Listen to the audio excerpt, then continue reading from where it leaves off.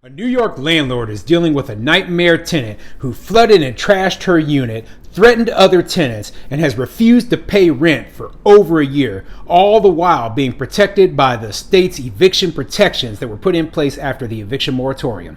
I'm Tony, and this is Real Estate Investing and Landlord News. All right, so I have an interesting article for you today, and it's one of those more human interest stories that has to deal with an individual landlord who is dealing with a problem tenant. Now, I like to go over these stories because, I like to show how these eviction protections, how these tenant-friendly laws, how they really affect small mom and pop landlords throughout the country. And unfortunately, you see this mostly in places like New York and California, where they have the most tenant regulations, okay? And they're very anti-landlord there, and there's almost no recourse for somebody who ends up in this sort of situation. Now, obviously, I don't invest in these places, right? But I know there's a lot of good landlords who do, and they have to deal with these kind of problem tenants who know they can just get away with murder and never have to face any sort of consequences. So before I get into the article, go ahead, hit the like, subscribe button, maybe leave a comment down below, and let me know, have you ever dealt with a tenant who just, absolute nightmare tenant in one of your units? I have, okay? I had a tenant who just completely trashed my unit. I mean, I think it cost me about $6,500 to do all of the repairs afterwards, right? And even after I got the place cleaned out and repaired and everything, right? And oh yeah, the roaches, man, there were so many roaches in there, and it didn't matter what I did. We were in there spraying all the time, couldn't get rid of them because these people were filthy. Okay, wouldn't leave. These people wouldn't pay rent, but then wouldn't leave. I was just like, listen, I'm not even going to come after you. Just leave. Okay, just get the heck out of my place. But they wouldn't leave, so I had to get the sheriff to go down there and do the whole, eviction thing where we're pulling all of their stuff out. I had to put it in storage.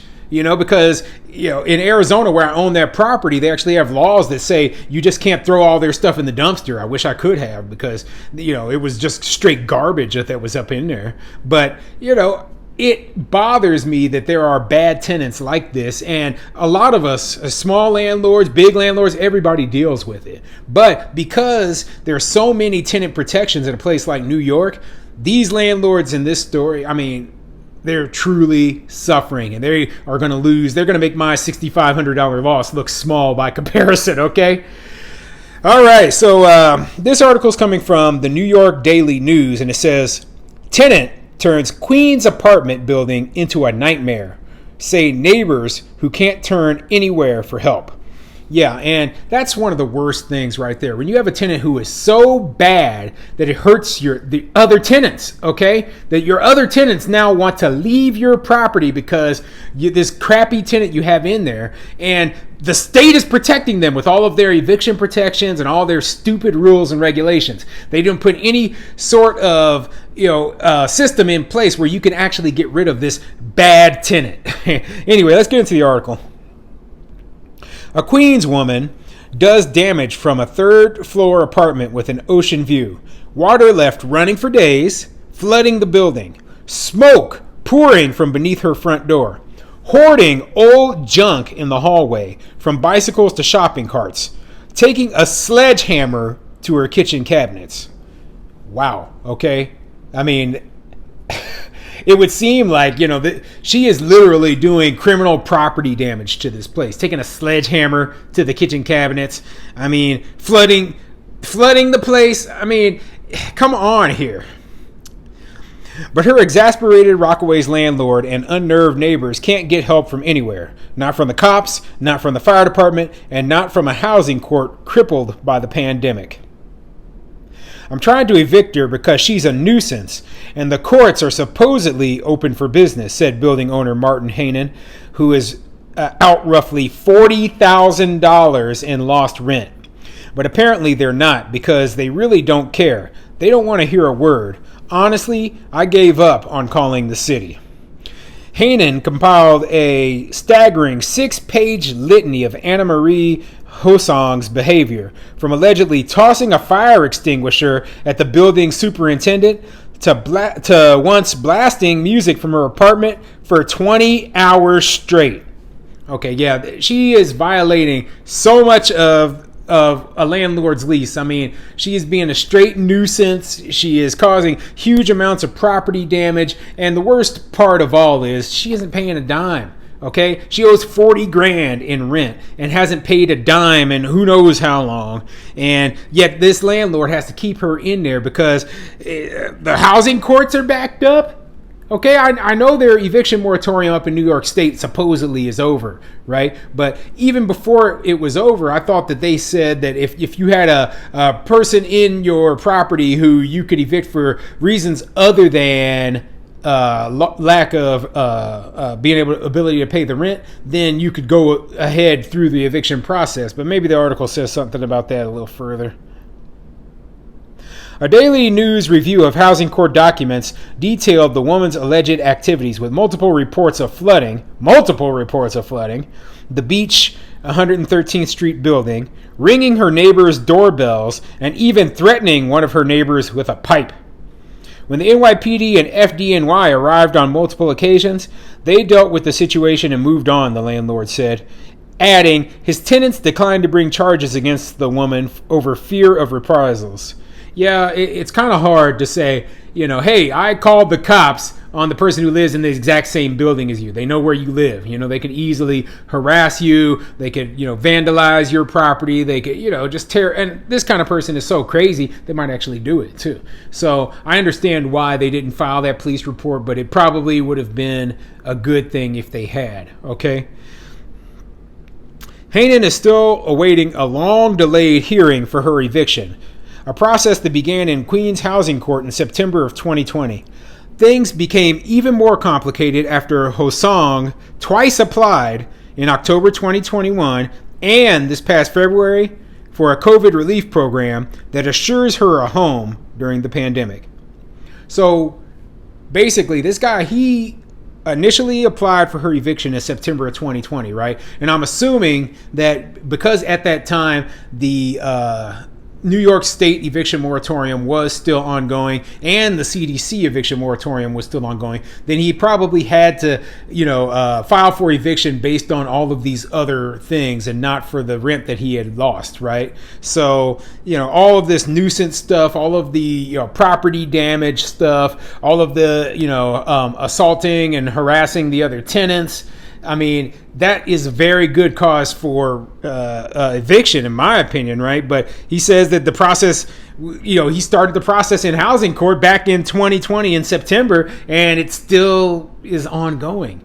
So what is going on? Then, they throw in the fact that, hey, she applied for rental assistance. And New York is one of those states where if a person applies for rental assistance, then they get eviction protection. Basically, they can't be evicted at that point, regardless of if they, murdered the landlord. Come on. What does it take to get rid of these bad tenants? I would never say, hey, break the law, do anything illegal. But I can understand why some landlords go after these illegal evictions. Okay, why they cut people's power off, cut their water off, change the locks on the building so these people can't get in, just throw all their crap out the door. Because when you have a process with a state that is not workable, and you have a person in your building who literally is a danger to the building, a danger to the other tenants in the building, and you just want to get rid of them, yet the government isn't helping you, they're actually impeding you, well, you're basically encouraging people to break the law. And that's why these sort of illegal evictions that you hear about from time to time, they occur. Hainan says Hosong has paid no rent for her $1,725 a month residence since April of 2021, and that he can't even lease out the apartment downstairs because the cascading water from above collapsed its ceiling. The stench of mildew from her water-soaked apartment seeps through the building. Two longtime residents of the 9-unit building shared their own tales, with both asking for anonymity rather than risk incurring their neighbor's wrath. One of the pair, referring to Hassan only as the squatter, recited a list of unnerving incidents, including one where she chased his wife with a shovel. It got to the point where she was following me to my job site where I was working, the man recounted. I run out of things to say. She's done so much since she's been there. She's caused so many fights in the building. Well, for this other tenant, okay, if somebody's chasing my wife with a shovel, I'm going to beat the living crap out of them, okay? I am going to pummel them, okay? You're not going to chase my wife with a shovel. I don't give a crap, okay? And for the other tenants, you're going to give me an assault and battery charge because I beat the crap out of somebody who was trying to threaten and attack my wife? Hell no, okay? I was self-defense. So these other tenants, if they're getting attacked by this person like that, right? They need to take if they got to take the matter into their own hands, so be it. Yeah, I know that sounds crazy, but simply put, there's no reason why you shouldn't be able to defend yourself, even in New York. A second neighbor recounted the night when the 64-year-old woman decided to make dinner and lit a barbecue grill inside her apartment, sending smoke billowing down the hallway. The first tenant confirmed the repeated visits by police and firefighters, all to no avail. Efforts to attain a record of calls to the building were unsuccessful. Yeah, she starts a barbecue grill inside the building, okay? You're going to burn the whole place down with everyone inside. Like I said, if I was the landlord, right? I'm not saying I would do this, right? But I'm saying if I was the landlord, I would seriously consider constructive eviction to get rid of this person because she is obviously mentally ill and she needs to go, okay? This is, going back into a different topic where I was talking about why I would never rent any of my units to, or give my units out to be, a housing for the homeless. It's because a lot of the homeless people, they have similar mental illness or substance abuse issues where this sort of erratic behavior occurs and they would be a threat to my other tenants, right? And so, I don't know if she has a substance abuse or mental health issues, but it certainly sounds like it from all of the actions and interactions she has with the landlord and with the other tenants, okay? So, yeah, this is a bad situation overall for this landlord and for these tenants in this building, and hopefully they're able to get this lady out of there. So, I'm going to throw some pictures up at the end of this video so that you can see some of the damage that this lady has caused in this building for the other tenants and for this landlord, because you know what? It's ridiculous. So New York State needs to get their act together and get those housing courts rolling, because situations like this, they should never have even occurred.